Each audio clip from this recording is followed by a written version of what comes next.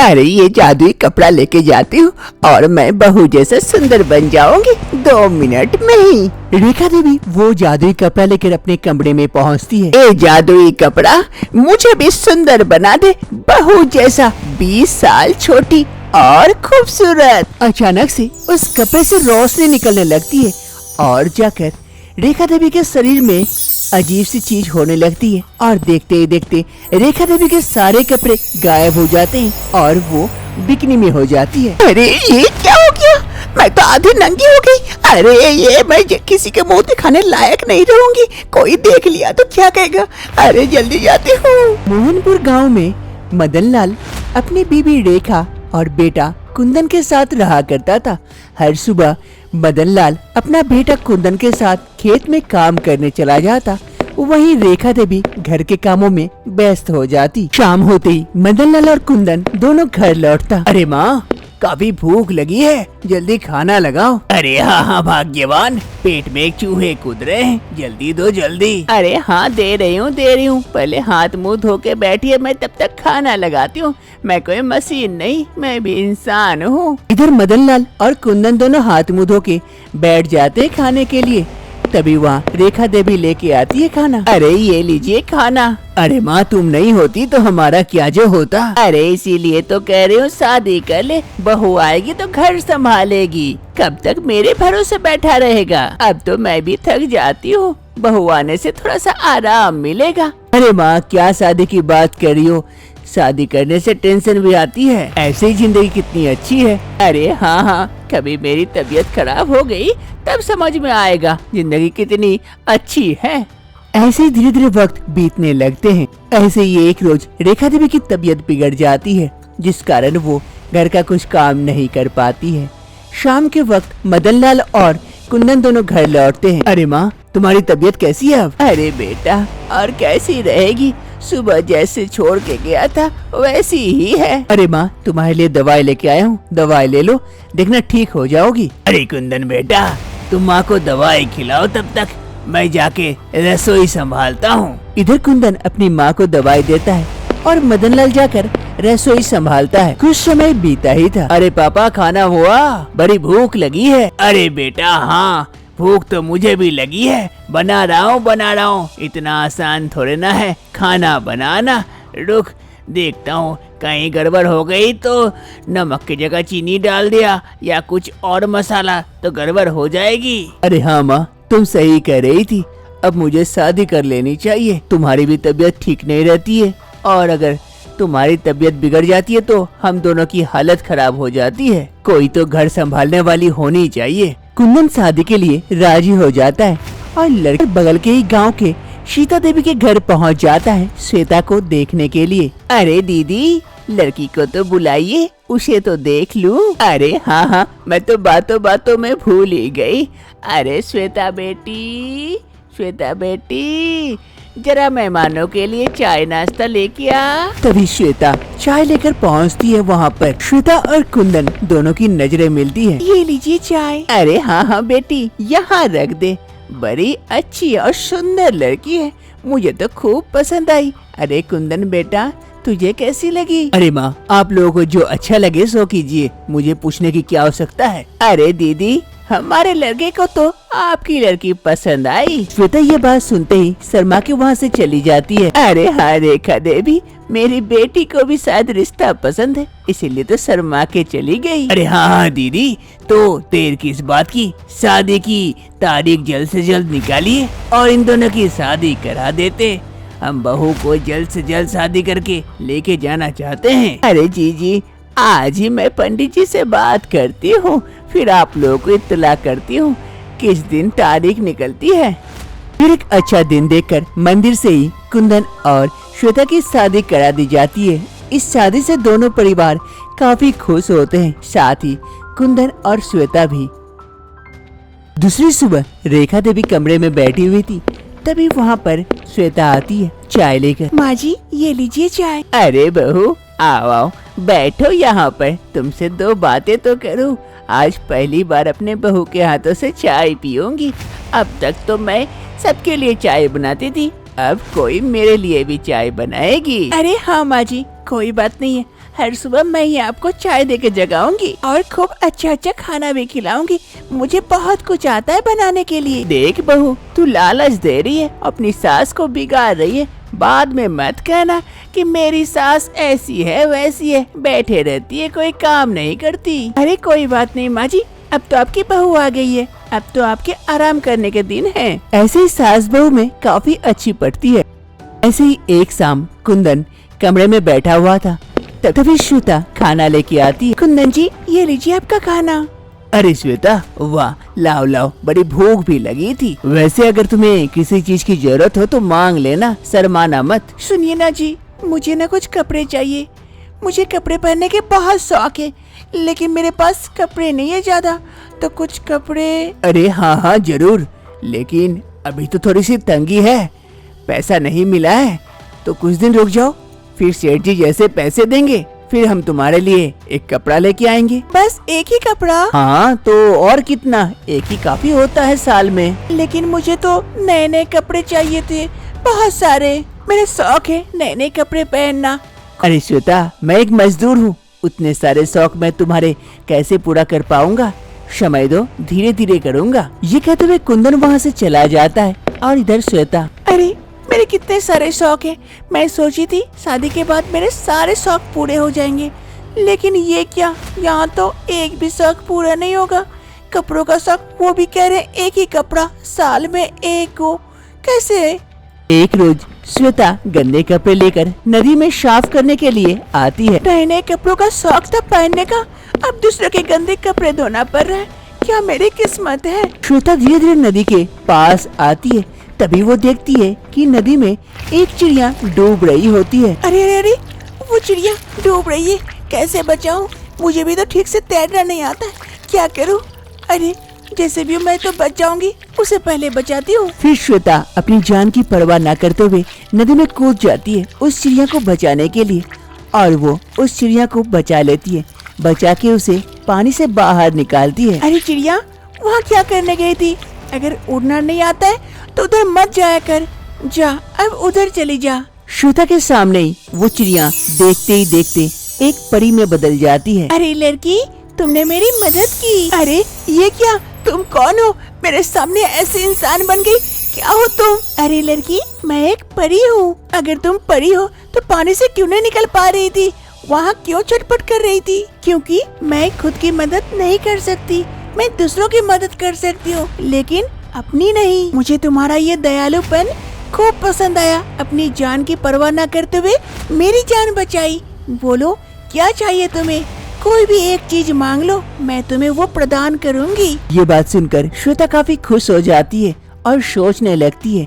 कुछ देर सोचने के बाद, मुझे नए नए कपड़े पहनने का बड़ा ही शौक है, मेरा ये शौक पूरा कर दो। ठीक है, तुम्हारा ये शौक अवश्य पूरा करूंगी। ये लो जादुई कपड़ा, ये जादुई कपड़ा को तुम जब भी बोलोगे तुम्हारे लिए नया कपड़ा बना देगी और तुम पहन सकती हो। क्या सच में ये होता है कि तुम मजाक कर रही हो? अगर विश्वास नहीं है तो आजमा के देख लो। हाँ ये बात है, आजमा लेती हूँ। ए जादुई कपड़ा, मेरा ये साड़ी नया कर दे और बदल के दूसरी साड़ी दिला दे। जैसे श्वेता ये बात कहती है, अचानक से एक जादू होता है और देखते ही देखते श्वेता के कपड़े बदल जाते हैं। अरे वाह, ये तो सच में जादुई कपड़ा है, मेरे कपड़े बदल गए। थैंक यू परी, मेरे शौक पूरे करने के लिए। श्वेता काफी खुश होती है। वो परी वहाँ से चली जाती है और श्वेता भी अपने सारे कपड़े लेकर वापस घर की ओर लौट जाती है। अब से हर रोज श्वेता नए नए कपड़े पहन कर आती है और घर से निकलती है। ये देखकर उसकी सास भी थोड़ी सी आश्चर्यचकित होती है। अरे ये क्या, बहू को इतने सारे नए नए कपड़े कहाँ से आ गए? कुंदन इतना सारा कपड़ा खरीद के दिया क्या? लेकिन उसके पास तो इतने पैसे नहीं है, तो बहू को इतने सारे नए नए कपड़े मिलते कहाँ से हैं? मुझे पता लगाना पड़ेगा, कहीं कोई खजाना लगा है क्या हाथ बहू के। एक रोज श्वेता अपने जादुई कपड़ों से अपने ड्रेस बदल रही थी और तभी खिड़की से चुपके चुपके रेखा देवी ये सब देख रही होती है। ए जादुई कपड़े, मेरा कपड़ा बदल दे और कुछ स्टाइलिश सा बना दे। ये पसंद नहीं आया, मुझे कुछ और नया बना दे। ऐसे ही श्वेता एक एक करके ड्रेस बदल रही होती है और ये देखकर रेखा देवी आश्चर्यचकित हो जाती है। अरे ये तो जादुई कपड़ा है, ये तो कुछ भी कहती है और इसका कपड़ा बदल जाता है। अरे बाप रे, ये जादुई कपड़े एक अच्छा सा कपड़ा बना दे ताकि मैं बाहर घूम के आ सकूं। फिर एक जादू होता है और देखते देखते श्वेता का कपड़ा बदल जाता है। अरे वाह, ये तो काफी सुंदर है, आज तो मैं यही पहन के आती हूँ। जादुई कपड़े तू यहाँ रहे, मैं तब तक घूम के आती हूँ। श्वेता वहाँ से चली जाती है। तभी मौका पाकर रेखा देवी श्वेता के कमरे में आती है। तभी ढूंढते ढूंढते रेखा देवी की नजर उस जादुई कपड़े पर पड़ती है। अरे ये वही कपड़ा है, जादुई कपड़ा, जिसे कहकर बहू नया नया कपड़ा पहनती है। मैं भी कुछ पहन कर देखती हूँ, इससे ट्राई करके, लेकिन यहाँ नहीं, कमरे में लेके जाती हूँ। फिर रेखा देवी वो जादुई कपड़ा अपने कमरे में लेके जाती है। रेखा देवी वो कपड़ा लेकर अपने कमरे में पहुँचती है। अरे ये जादुई कपड़ा है, बहू अपने हिसाब से कपड़ा पहनती है, जो मर्जी सो आज मैं भी पहनूंगी। ए जादुई कपड़े मुझे भी एक अच्छा सा ड्रेस बना दे ताकि मैं 20 साल छोटी दिखूं और बहू जैसी दिखूं। रेखा देवी जैसे ये बात बोलती है, उस जादुई कपड़े से अचानक से जादू होने लगता है और रेखा देवी के सारे कपड़े गायब हो जाते हैं और वो बिकनी में आ जाती है। अरे मैं भी बहू अरे ये क्या, मेरे सारे कपड़े कहाँ गए? मैं ऐसे कैसे हो गई? अरे किसी ने देख लिया तो, अरे रे मैं भागू जल्दी से, ये क्या उल्टा हो गया। अभी वहाँ पर मदन लाल जी आ जाते हैं और रेखा देवी को ऐसे कपड़ों में देख, अरे भाग्यवान, ये क्या, आज तो तुम कमाल लग रही हो। वाह, वो पुराने वाले दिन याद आ गए। अरे चीची जी, अपने बीबी को ऐसे कपड़ों में देखते हो? चीची, मैं वस्त्र बदल के आती हूँ। रेखा देवी जल्दी से वहाँ से भागती है अपने कपड़े बदलने के लिए। एक शाम कुंदन कमरे में बैठा हुआ था, तभी श्वेता चाय लेकर पहुँचती है। कुंदन जी, ये लीजिए आपका चाय। कुंदन श्वेता को देखकर शॉक्ड हो जाता है। अरे श्वेता, ये क्या, तुम कैसा कपड़ा पहनी हो? एकदम से झक्कास लग रही हो, लग रहा है हीरोइन आ गई। लेकिन तुम्हें ये कपड़े मिले कहाँ से? वो जी, मेरे पास पुराने पुराने कपड़े थे, उसी को जोड़कर बनाई हूँ। कैसा है? बहुत ही अच्छा है, खूबसूरत दिख रही हो। ऐसे अब श्वेता हर रोज नए नए कपड़े पहनती है और उसका पति देखकर काफी तारीफ करता है। इससे श्वेता को काफी अच्छा लगता है। लेकिन वही दूसरी ओर श्वेता की सास रेखा देवी को सब पता होते हुए भी वो कुछ नहीं कह पाती है, क्योंकि उसे पता था कि इसका परिणाम क्या हो सकता है। रानी किचन में काम कर रही होती है, तभी उसकी सास गोदी में एक बच्चा लिए किचन पहुंचती है। अरे बहू, बहू। हाँ माँ जी, कहिए। अरे बहू, मैं प्रेग्नेंट हूँ। क्या? ये क्या कह रहे? आप प्रेग्नेंट है? अभी तो एक बच्चा हुआ है, फिर से प्रेग्नेंट होंगे? माँ जी, समाज वाले क्या कहेंगे? ये उम्र है मेरे बच्चा देने की, लेकिन मेरे उम्र में आप बच्चा पैदा करें, हम तो मुंह दिखाने लायक नहीं रहेंगे। माँ जी, ये क्या कर रहे हैं आप? थोड़ी सी भी शर्म नहीं है? समाज का नहीं तो कम से कम उम्र का तो लिहाज कर लिए होते। अरे बहू, मुझे खुद नहीं पता कि मैं हर बार प्रेग्नेंट कैसे हो जाती हूँ। मैं तो काफी संभल कर रहती हूँ, लेकिन नहीं पता हर साल प्रेग्नेंट हो जाती हूँ। तेरी प्रेग्नेंट की उम्र में मैं प्रेग्नेंट हो जा रही हूँ। आखिर बात क्या है? बहू की उम्र में सास हर बार प्रेग्नेंट कैसे हो जाती है? जानने के लिए कुछ समय पहले चलते हैं। रानी और सूरज एक दूसरे से प्यार करते हैं। सूरज के घर वाले इस शादी के लिए मान जाते हैं और रानी और सूरज की शादी करा देते हैं। इस शादी से सूरज और रानी काफी खुश होती है। अरे भाग्यवान, कहो तो हम भी दोबारा शादी रचा ले। अरे आप भी इस उम्र में सठिया गए हैं क्या? अरे नहीं नहीं, सठियाएंगे क्यों, शादी के बाद वो रात आज भी याद आती है। चलिए चलिए, बकवास बंद कीजिए और मुंह बंद करके चुपचाप खड़े रहिए, बेटों की शादी होने दीजिए। फिर सूरज और रानी की शादी संपन्न हो जाती है। शादी की दूसरी सुबह रानी के सास ससुर दोनों हॉल में बैठे हुए थे। रानी वहाँ पर चाय लेकर आती है। माँ जी, ये लीजिए चाय। पापा, चाय। अरे वाह वाह बहू, आज लगता है सुबह हुई है, सुबह सुबह चाय पीने का मौका मिला है, वरना कहाँ मिलता है ऐसा मौका। हाँ हाँ, आपको चाय कहाँ मिलती है, बहू आने से मिल रही है ना। इतने दिन से हम तो जहर दे रहे थे आपको शायद। फिर राम प्रसाद चाय की एक चुस्की लेता है, उसे चाय काफी पसंद आती है। अरे वाह वाह बहू, तुम्हारे हाथ में तो जादू है जादू। इतनी अच्छी चाय तो मैंने जमाने में आज तक नहीं खाया। हाँ हाँ, अभी तो बहू आ गई है ना, उसी की चाय पसंद आएगी। बहू को कहीं जाने दीजिए, फिर मैं देती हूँ आपको अच्छे से चाय। अरे भाग्यवान, तुम क्यों गुस्सा कर रही हो? बहू की थोड़ी सी तारीफ कर दी तो तुम्हें दिक्कत कहाँ है? कितनी अच्छी तो चाय बना रही है बेचारी। तभी वहाँ पर सूरज आ जाता है। अरे पापा माँ, क्यों झगड़ा कर रहे हो अभी? अरे बेटा, ये झगड़ा नहीं है, यही तो प्यार है। उम्र के साथ प्यार का भी बदलाव होता है ना, इसीलिए तो तुम्हें अभी पता नहीं चलेगा। ऐसे ही 2 साल बीत जाते हैं। एक रोज रानी रसोई में काम कर रही थी, तभी उसकी सास लक्ष्मी वहाँ पर पहुँचती है। अरे बहू, बहू। हाँ माँ जी, आइए आइए, देखिए मैं आपकी फेवरेट सब्जी बना रही हूँ। अरे बहू, और कितना पसंदीदा सब्जियाँ खिलाओगी? अब पसंद की एक बच्चे भी दे दो। 2 साल हो गए शादी को, कब बच्चा पैदा करोगी? या फिर उस लायक ही नहीं हो क्या? अरे माँ जी, ये क्या कह रहे हैं आप? अरे हाँ हाँ, सही तो कह रही हूँ। जो औरत बारिश नहीं दे सकती वो औरत कहलाने के लायक नहीं होती। वही देख रही हूँ, 2 साल हो गए तेरे शादी को, लेकिन अभी तक कोई वारिस ही नहीं मिला हमारे घर। अरे माँ जी, ये तो हमारे हाथ में नहीं है ना। हाँ हाँ, हमें बहुत अच्छी से पता है किसके हाथ में है और किसके हाथ में नहीं है। मुझे तो एक वारिस चाहिए जल्द से जल्द, अब देख ले। ये कहते हुए सास लक्ष्मी वहाँ से चली जाती है और इधर रानी, अरे ये क्या, शायद सुबह मुझे सुना के चली गई बच्चे के लिए, अब मैं क्या करूं? प्रेग्नेंट नहीं हो पा रही हूँ तो। अब ऐसे ही दिन बीतते हैं। सास अपनी बहू को खरी खोटी सुनाते रहती है।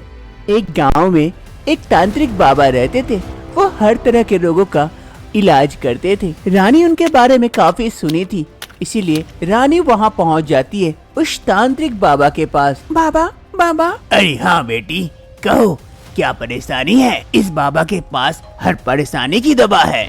बाबा, मेरी शादी को 2 साल हो गए, लेकिन अभी तक कोई बच्चा नहीं है।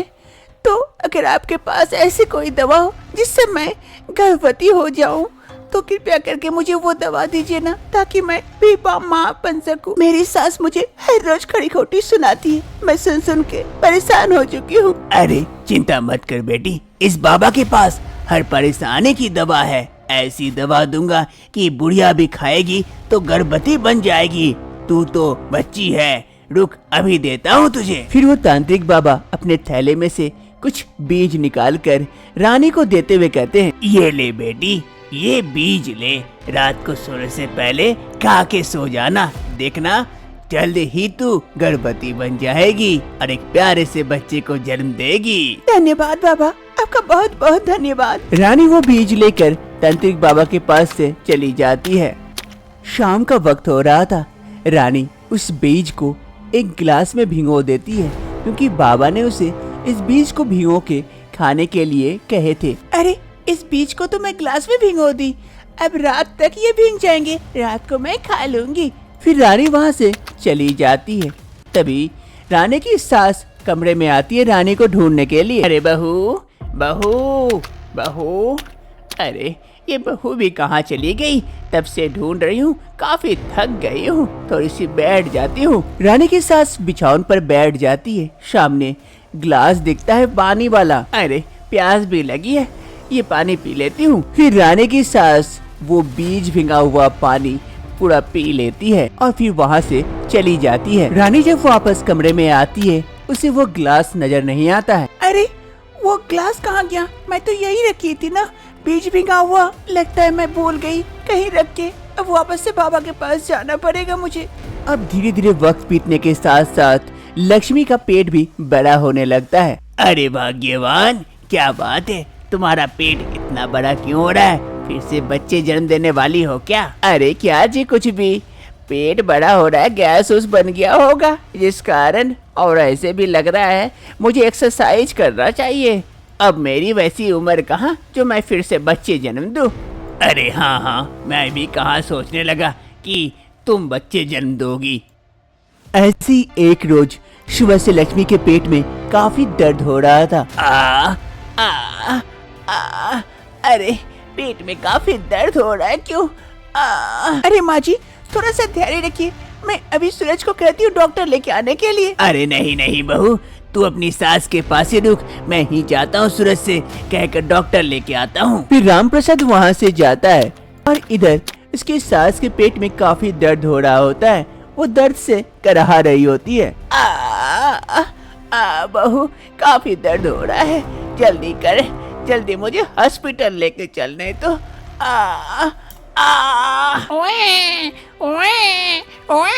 तभी रानी की सास एक बच्चे को जन्म देती है। ये देखकर सभी शॉक हो जाते हैं। अरे माँ जी, अपने बच्चे को जन्म दिया। अरे पापा, सूरज जल्दी आइए यहाँ पर, देखिए। जल्दी से वहाँ सूरज और उसके पापा पहुँचते हैं। ये देखकर सभी कोई आश्चर्यचकित थे। अरे भाग्यवान, तुमने बच्चे को जन्म दिया इस उम्र में, ऐसे कैसे? ए जी, मुझे भी समझ नहीं आ रहा है कि मैं प्रेग्नेंट कैसे हो गई और बच्चे कैसे हो गए। अरे माँ जी, जो हुआ अच्छे के लिए हुआ, वैसे भी आपको वारिस चाहिए था, आप ही से आपको वारिस मिल गया। वर्तमान समय लक्ष्मी फिर से एक बच्चे को जन्म देती है। ये देखकर सभी कोई आश्चर्यचकित होते हैं। अरे भाग्यवान, ये क्या कर रही हो? बहू को बच्चा होना चाहिए था, उसके बदले तू बच्चा पैदा कर रही हो। अरे समाज वाले क्या कहेंगे कि बहू के जगह सास बच्चा पैदा कर रही है, मेरा नाम खराब हो जाएगा। ए जी, मैं खुद समझ नहीं पा रही हूँ कि कैसे प्रेग्नेंट हो जाती हूँ मैं। अरे माँ जी, हमें लगता है आपको डॉक्टर दिखानी चाहिए। अरे रानी, डॉक्टर इसका इलाज कैसे करेंगे कि कैसे प्रेग्नेंट हो जा रही है? अरे माँ जी, मैं एक तांत्रिक बाबा को जानती हूँ, अगर आप वहाँ जाना चाहे तो वो हर किसी के रोगों का इलाज करते हैं और सभी को ठीक होके आते हैं। चलिए हम उनके पास चलते हैं, वो जरूर बता पाएंगे कि आप आखिर प्रेग्नेंट कैसे हो रहे हैं अपने से। फिर एक रोज रानी अपनी सास के साथ पहुंच जाती है उस तांत्रिक बाबा के पास। नमस्कार बाबा। खुश रहो बेटी, खुश रहो। क्या हुआ, तुम्हें बच्चा हुआ? अरे बाबा, काफी परेशानी है, मैं प्रेग्नेंट नहीं होती हूँ और मेरी सास हर बार प्रेग्नेंट हो जाती है। ये कैसे हो जा रही है अपने आप प्रेग्नेंट? क्या ऐसे कैसे हो सकता है अपने आप प्रेग्नेंट? और मैंने जो तुझे वो बीज दिया था उसे पानी में मिला के खाने के लिए, वो तू खाई थी कि नहीं? अरे बाबा, हर बार मैं कमरे में उस बीज को भिंगा के रखती हूँ, लेकिन न जाने कैसे वो भिंगा हुआ बीज गायब हो जाता है, इसलिए मैं नहीं खाई पाई थी। तभी लक्ष्मी को कुछ याद आता है। अरे बहू, तू कमरे में जो ग्लास में पानी रखती थी उसके साथ कुछ था, वो क्या प्रेग्नेंट होने वाली बीज थी? हाँ माँ जी, हर बार वही रखती हूँ लेकिन गायब हो जाता है, इसलिए तो मैं नहीं खा पाती हूँ। अरे बहू, अब पता चला कि मैं प्रेग्नेंट कैसे हो जा रही थी अपने आप। तू वहाँ पे ग्लास में बीज भिंगा के रखती थी और मैं तेरे कमरे में किसी काम से जाती थी, थक कर वो ग्लास का पानी पी जाती थी बीज के साथ और मैं प्रेग्नेंट हो जाती थी। अरे लो देखो, बहू को दिया बीज सास खा गई, हो गई प्रेग्नेंट। अब कैसे हो सकता है? अरे तो अब क्या किया जाए? मेरे बीज का कोई दोष नहीं है, जो खाए वही प्रेग्नेंट हो जाए, जवान हो या बुढ़िया। ये लो, मैं फिर से दे रहा हूँ ये बीज, अब संभाल के तुम ही खाना, वरना फिर से कोई और खा गया तो वो प्रेग्नेंट हो जाएगी, इसलिए अपने पास संभाल के रखना। ये कहते हुए वो तांत्रिक बाबा वो बीज फिर से रानी को देते हैं। रानी उस बीज को लेकर वहाँ से वापस आ जाती है। अब रानी घर आकर उस बीज को अपने सामने भिगो के रखती है और वहीं पर बैठे रहती है ताकि कोई खा न ले। और फिर जब बीज भीग जाता है तो रानी उस बीज को पानी के साथ निगल लेती है। ऐसे धीरे धीरे वक्त बीतता है। बीतने के साथ साथ रानी प्रेग्नेंट हो जाती है, उसका पेट भी बड़ा हो जाता है और अंत तक वो समय आ ही जाता है। रानी एक प्यारे से बच्चे को जन्म देती है। इस बच्चे के आने से रानी और उसका पति सूरज काफी खुश होता है और इधर रामप्रसाद और लक्ष्मी दोनों अपने बच्चे को गोदी में पकड़कर खड़े रहते हैं, क्योंकि उन्हें दो बच्चे जो हुए थे अब सभी कोई खुशी खुशी रहने लगते हैं।